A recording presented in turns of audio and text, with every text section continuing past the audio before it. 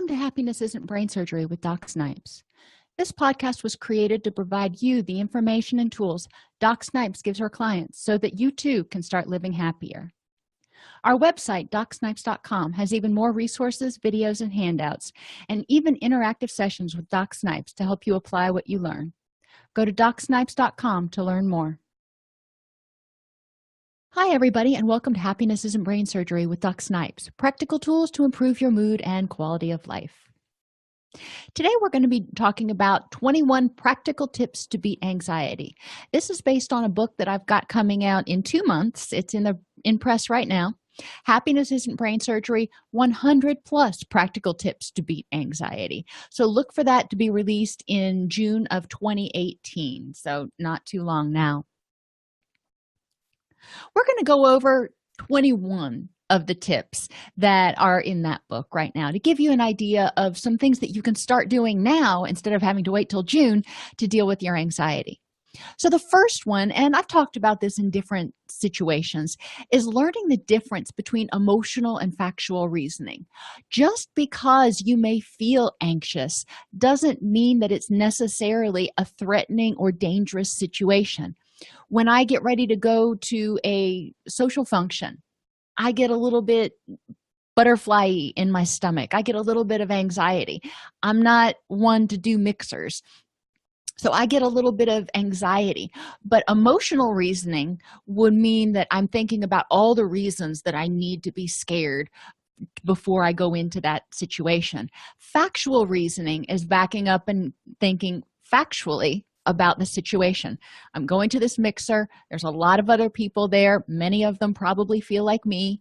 And, this is what I'm going to do. The facts of the matter are that it doesn't have to be scary. Nobody at the mixer is going to try to embarrass me or humiliate me. Any potential perceived threats are pretty much all in my own head. So it's important to separate emotional from factual. Learn to differentiate what's actually happening from what you're currently thinking about. Sometimes you can be going in and doing something and thinking about the worst possible scenario, thinking that the sky is going to fall, for example. And in reality, it's not that bad. When we have a storm come through, for example, last year, we had a significant portion of our fence blown down in a storm that came through, which is kind of a big deal when you've got, equines and chickens and ducks and everybody to keep contained. And it kind of freaked me out a little bit. So now when we have a storm, I can get a little bit anxious at first, and I need to remember, what's actually happening right now is it's a storm. It's no big deal. We've had hundreds of them. Factual and what's happening now, not what I'm currently thinking about, which is what happened last year. So I need to get my head out of the past, because the past is the past, and there's nothing saying that it has to ever occur again. So focusing on what is actually happening now. If you've been in a car accident before, for example, then you might get stressed out when you're in heavy traffic. Again, what is actually happening now? Yes, traffic is heavy, but you're safe. You've got good distance between you and the people in front of you. If you feel the need to, you can get all the way over into the right lane, so you have an exit strategy should you feel like it's getting too claustrophobic or something. But that's what's happening now. You're not currently in danger. You're just going with the flow. The third thing you can do is try to prove yourself wrong. Show yourself that your thoughts have no basis in truth. So if you're worried about a rash you've got, go to the doctor and confirm that you aren't dying of some incurable disease, which is what you may be thinking about. Or ask someone how they feel about you if you don't know. So if you're wondering if so-and-so hates you, instead of stressing about it, ask them. Prove yourself wrong or right, but at least you'll have an answer. You'll have a factual answer, not just an emotion-based answer.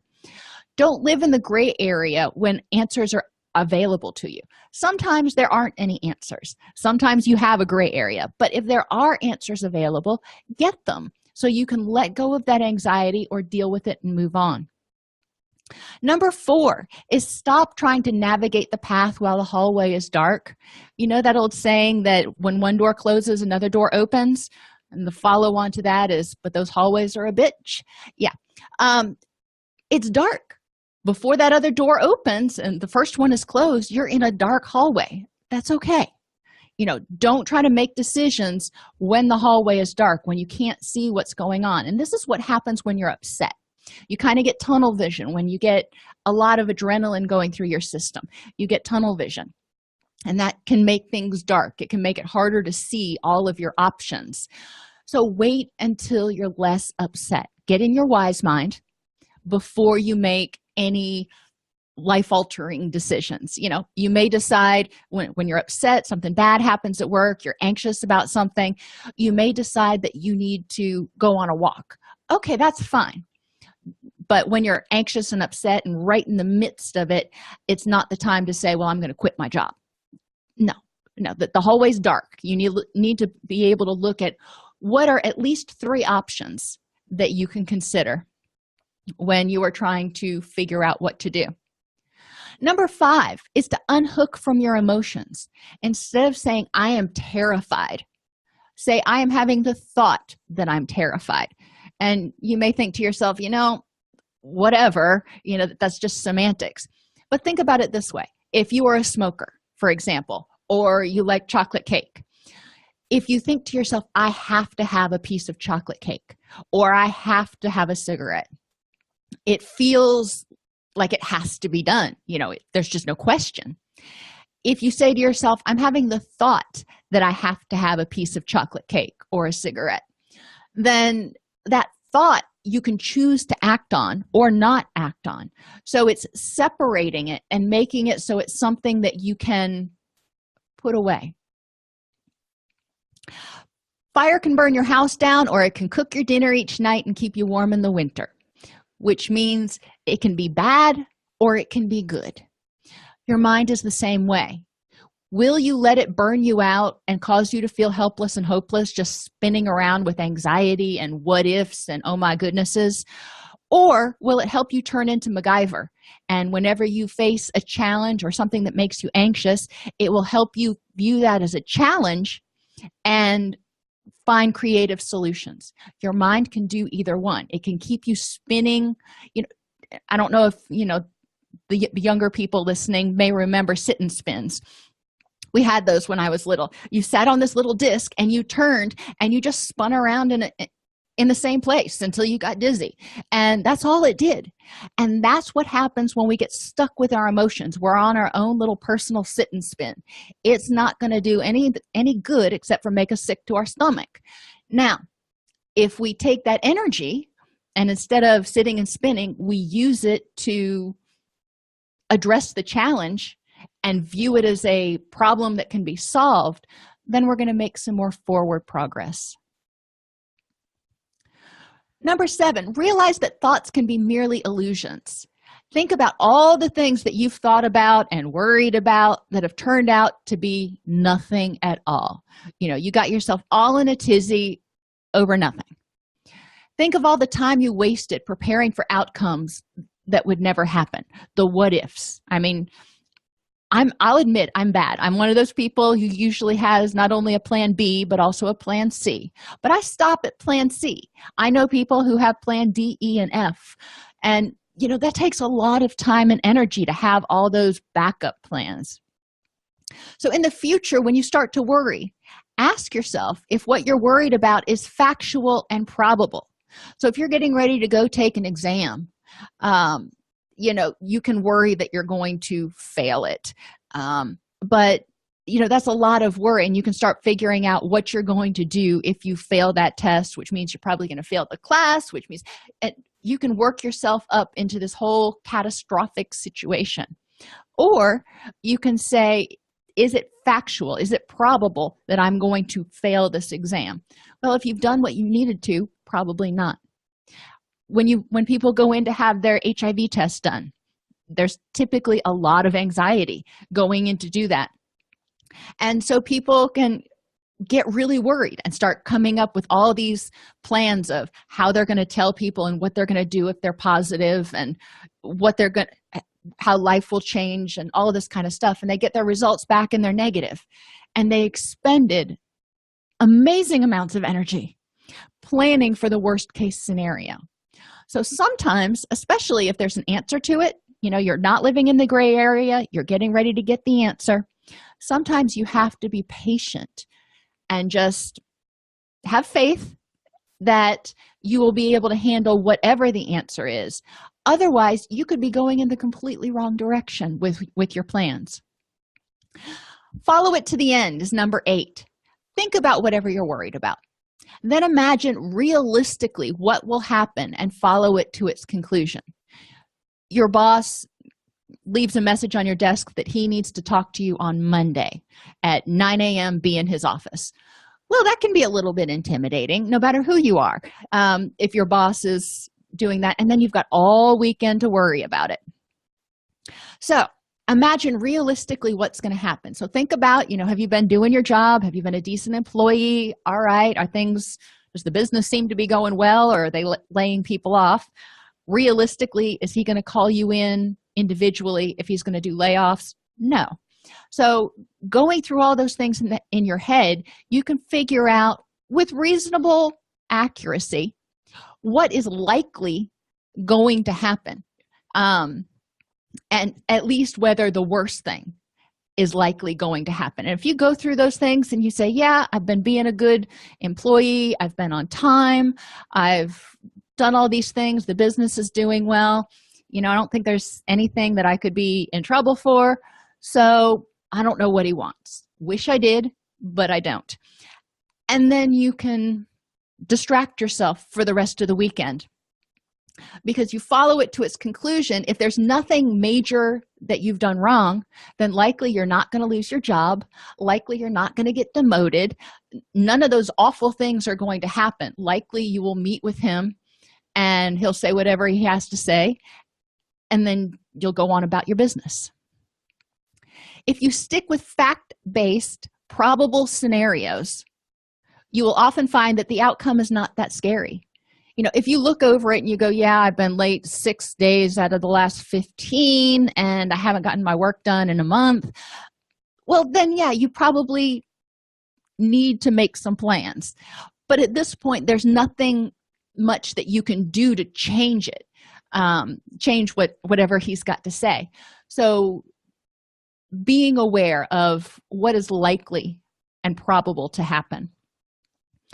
Remember, the average person has over 50,000 thoughts every day. Heck, I had 4 thoughts before I even got out of bed this morning. I woke up and I've got a foster kitty staying in my room, and my first thought was, where's Vicky? And then she was up on my bed, and my second thought was, that's different. She's, sitting on my feet instead of on her pillow. And my third thought was, I don't really want to get out of bed this morning. And, just kept going on. 50,000 thoughts. Some are happy, some are sad, some are fearful. If you were asked how many of your 50,000 thoughts you remembered today, it's likely going to be less than 100. You can remember that you thought about what to eat for breakfast. You can remember that you decided whether or not to go to the gym. Those are thoughts that you can probably think back and remember. But if you really had to start thinking, I bet you would be hard-pressed to come up with more than 100. So you're going to have some scary thoughts. That's okay. Let them go. Thoughts are just illusions. They come in and they go out. It's kind of like, think about clouds. If you've ever made cloud pictures, you're laying on your back, you're watching the clouds, and they morph into something, and it's a dinosaur or a whale or something. And that's awesome. And it's exciting. And then it turns into something else. Our thoughts are the same way. They don't have to stay stuck in anxiety. Ride the wave is number 10, and we've talked about this one before. Feelings come, peak in about 20 minutes, and subside, just like waves come in and crest and go out, unless you feed them. If you're anxious and you start thinking about all the reasons you need to be anxious, and you start thinking about all the possible worst case scenarios that could happen and what ifing yourself, you're going to stay stuck. You're feeding that anxiety. Imagine if you've ever played Don't Cut the Rope, the little green monster on that. He's so cute. But imagine feeding him. Imagine that's your anxiety monster. And every time you have a catastrophic thought, you're just feeding him and giving him energy. If you ride the wave, acknowledge that you're anxious. But if your boss leaves that note on your desk, you may be anxious. So all weekend, periodically, you may have that thought, I wonder what my boss wants to talk to me about. That's kind of intimidating. Acknowledge it. Say, that's stressful. I'm anxious about that. But there's nothing I can do about it right now. And what can you do to improve the next moment? And focusing on that and dwelling on it is not going to improve the next moment. So ride the wave. Let your feelings come in, acknowledge them, go do something, distract yourself. You'll check in a few minutes later and you'll go, what? You'll probably say, you know what? I don't feel as stressed out right now. It's that feeling's starting to go away. Now, some feelings like grief can linger for a while. I'm not saying that all feelings are going to come in and go out, but anxiety is one of those that if we start looking at the positive, if we start looking at the facts, if we start really evaluating the situation instead of using emotion-based reasoning and worst-case scenarios, our anxiety can go away. Don't swat the bee. And this is another one that I've talked about in some of the other podcasts. Our urges are what happen when we have a feeling and we want it to go away. When you have that feeling of anxiety, you want to make it stop. It's unpleasant. It's like when a bee lands on your arm. You want it to go away because you're afraid it's going to sting you and that's going to hurt. So your urge is to swat at it, to get it to get off of you. Well, if you swat at it, you're increasing the likelihood that it's going to sting you. Most of the time, it won't. So just like you let the bee fly off on his own and everybody's happy, when you have anxiety, don't act impulsively. Don't do the first thing that comes to mind to make the anxiety stop, because a lot of times that's not going to be your best choice. Let yourself get rid of some of the adrenaline. Get into your wise mind, think of 3 options for how to handle this situation, and then choose from there. By the time you do all that stuff, the adrenaline has gone down. But until you can think of 3 potential options or scenarios, then you're still in that adrenaline haze. Embrace the dialectics is number 12. Try to figure out how 2 seemingly contradictory things can be true, such as this relationship I'm in may end. It can. Some people get really anxious that they're going to be abandoned or that a relationship's going to end. And it may end, but you can also be okay. And both of those things can be true. It's hard to imagine, but both of them can be true. Somebody could be anxious that they're going to lose their job. And because there are a bunch of layoffs happening at the company, so they could start having a lot of stress about that. But remembering that they could still lose their job, but it doesn't mean they'll lose their family. They'll still have their family. They'll still have other things that are important to them. So remembering and embracing the dialectics. There are going to be some bad things, but those bad things will be balanced by good things and can even create opportunities. If you lose your job, maybe you'll be in a better one that's more secure. Look for opportunity in the angst. Worry tells you that something might need to change. If you're in a relationship and you're worried that it's going to end, that tells me that there's something going on. Either it's an unhealthy relationship, or the communication is poor, or you've got some stuff that you need to deal with. Something is going on that's making you feel either unlovable or feel like the relationship is going to end. So that's what worry tells you. Okay, well, that's fine. Thank you for alerting me to the fact that something might need to change, Mr. Worry Monster.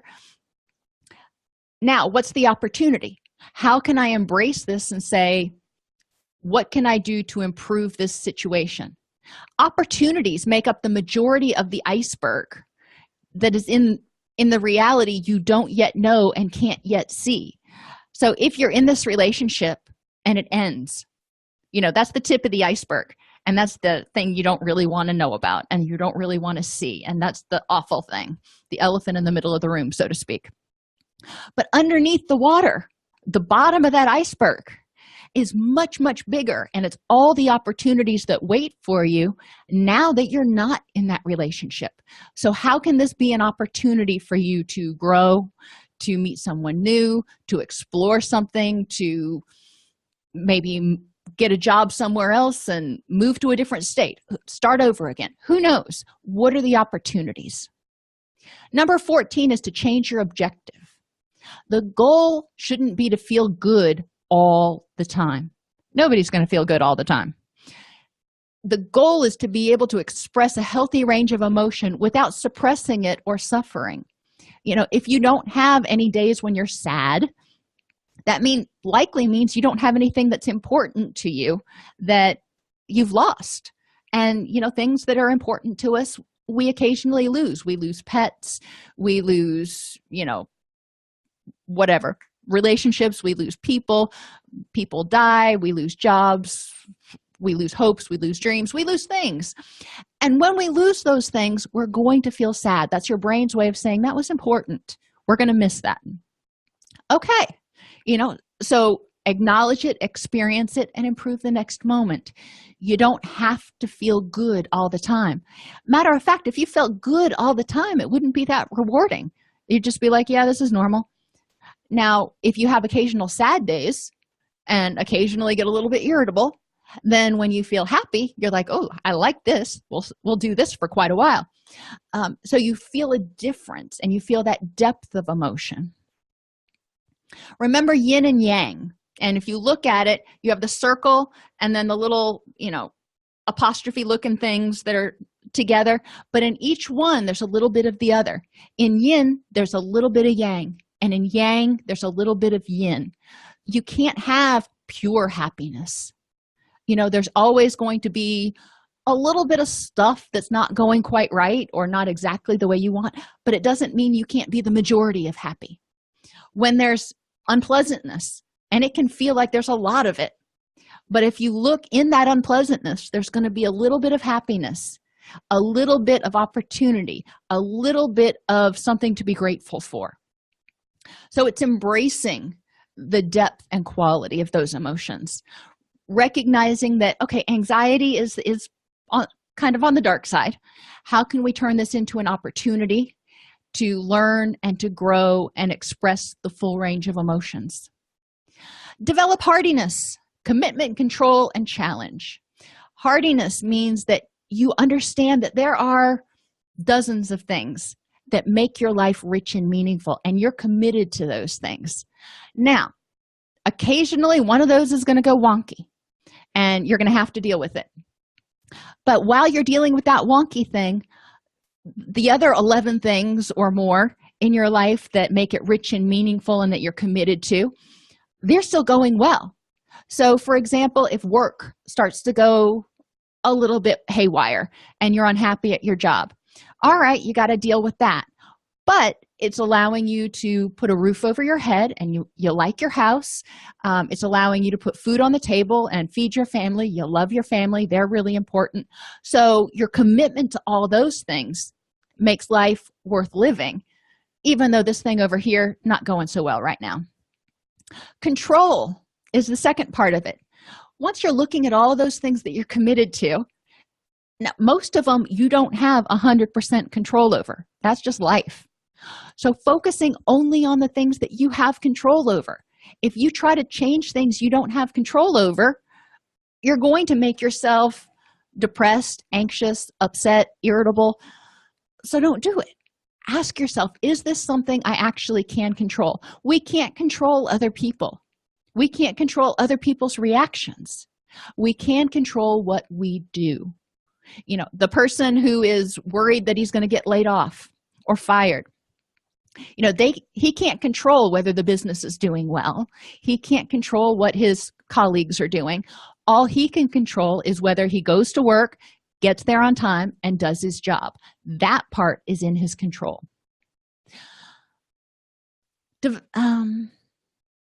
Irrational thoughts. It's important to think about irrational thoughts as something your brain is telling you that's kind of extreme, like I must be loved by everybody all the time or the world is going to end. Oftentimes, irrational thoughts are products of traumas that you've yet to fully acknowledge or deal with.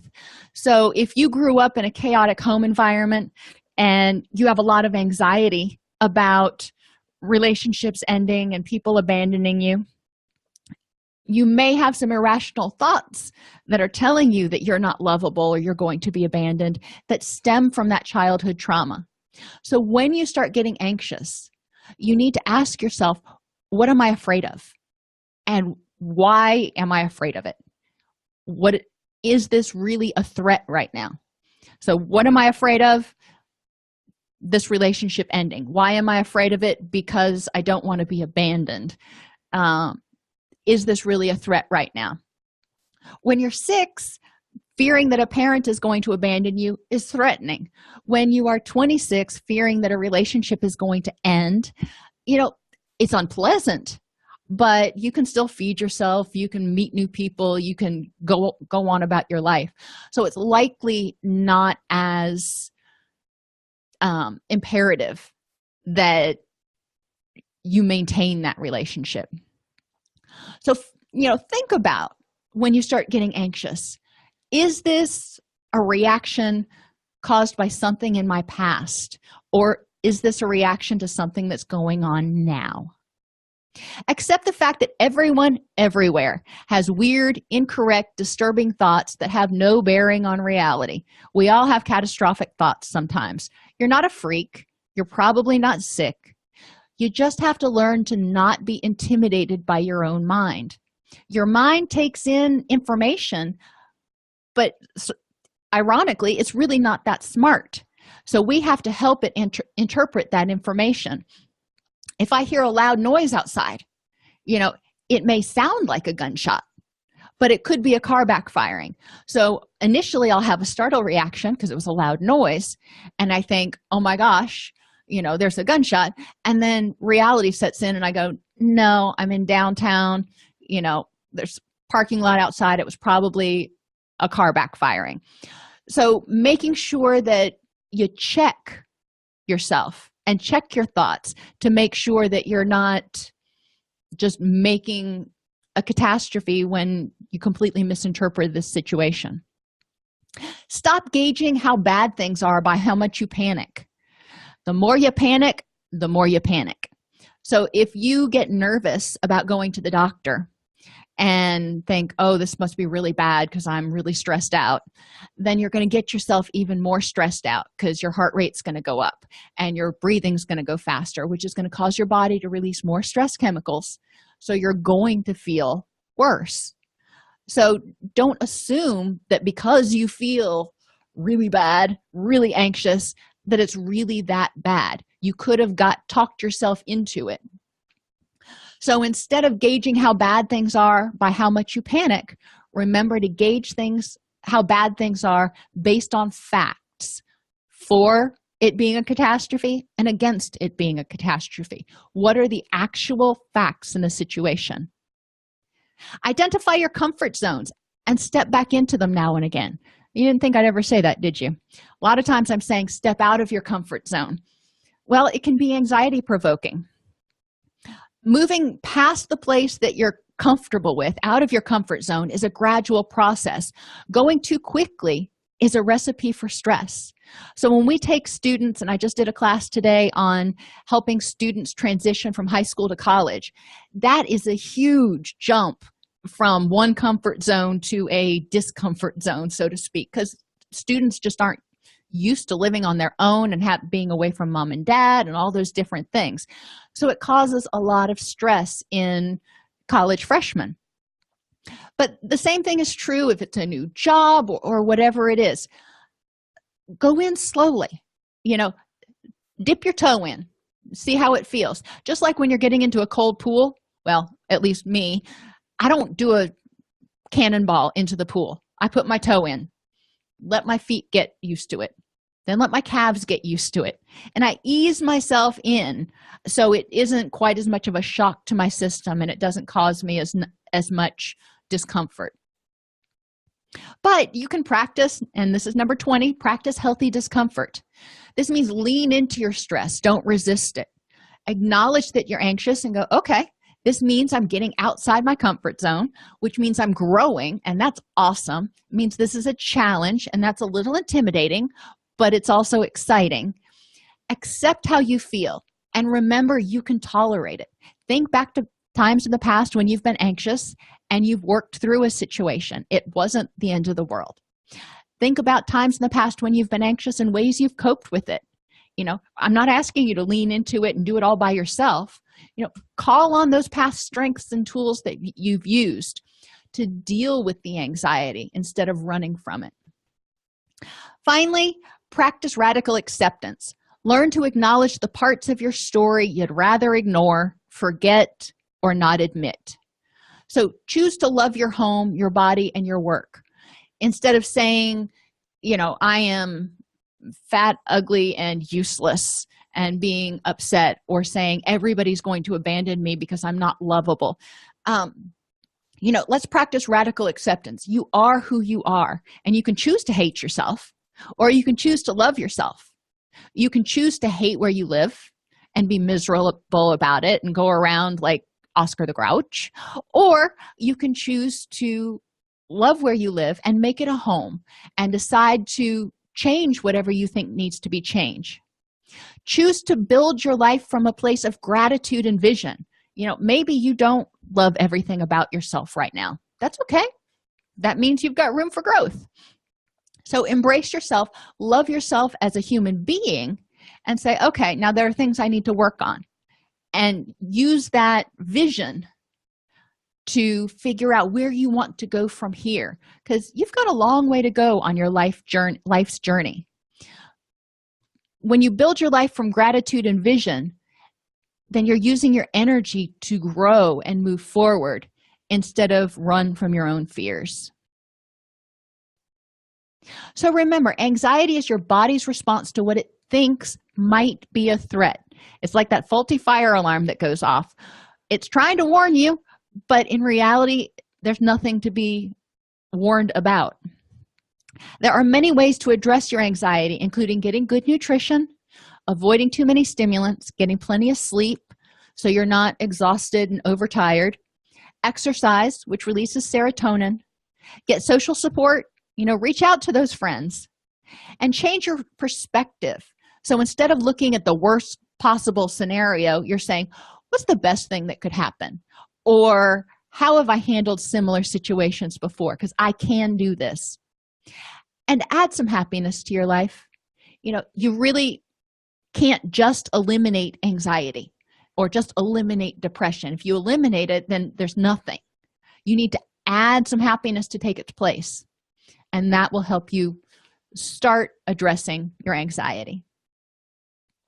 If you like this podcast, please subscribe on your favorite podcast app, join our Facebook group at docsnipes.com/Facebook, or join our community and access additional resources and a weekly live group with me, Doc Snipes, at docsnipes.com. Thanks for tuning into Happiness Isn't Brain Surgery with Doc Snipes. Our mission is to make practical tools for living the happiest life affordable and accessible to everyone. We record the podcast during a Facebook Live broadcast each week. Join us free at docsnipes.com/Facebook or subscribe to the podcast on your favorite podcast player. And remember, docsnipes.com has even more resources, members-only videos, handouts, and workbooks to help you apply what you learn. If you like this podcast and want to support the work we are doing, for as little as $3.99 per month, you can become a supporter at docsnipes.com/join. Again, thank you for joining us, and let us know how we can help you.